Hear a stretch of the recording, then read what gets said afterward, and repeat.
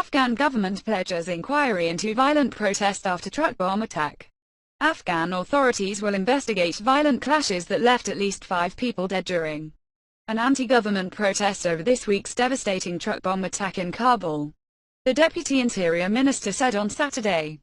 The rally on Friday saw hours of angry confrontation between stone-throwing protesters and police, who fired into the air to drive back crowds trying to cross security cordons and reach the presidential palace. Streets in the center of the Afghan capital were closed on Saturday as authorities tried to prevent a repeat of the violence, which has heaped pressure on President Ashraf Ghani's government over its inability to ensure security in Kabul. The demonstration followed the explosion of a huge truck bomb on Wednesday that killed more than 80 people and wounded 461 of the deadliest attacks seen in Kabul since the US-led campaign that toppled the Islamist Taliban in 2001. Deputy Interior Minister Murad Ali Murad said the Attorney General would investigate allegations of violence by police as well as by demonstrators, some of whom appeared to be armed. It would be up to the investigation to determine whether any mistakes had been made by security forces. Murad updated the death toll from the demonstration to 5 and said 23 were wounded, mostly members of the security forces. Intelligence officials blamed the Taliban-affiliated Ghani network, an Islamist militant group that has been linked to several similar attacks in the past.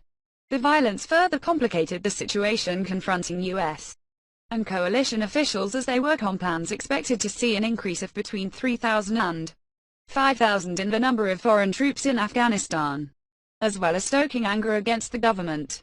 The protests also sharpened long-running tensions between rival political and ethnic groups and drew accusations that armed infiltrators had joined the protests to stir up trouble. While peaceful demonstrations are welcome in a democracy, some narrow political elements use this opportunity to spark violence, resulting in more death and suffering, the U.S. Embassy in Kabul said in a statement. With much of the capital locked down by security forces, a group of around 200 protesters remained near the blast site in the center of town, sheltering from the sun in open tents. Otherwise, security authorities in Kabul told people not to attend protests and demonstrations, citing the risk of attacks on large gatherings of people. While unusually large, Wednesday's truck bomb scarcely differed from a long series of previous high-profile militant attacks that have killed hundreds of civilians in Afghanistan since most international forces left the country in 2014. In the first 3 months of the year, at least 715 civilians were killed across the country, after almost 3,500 in 2016, the deadliest year on record for Afghan civilians.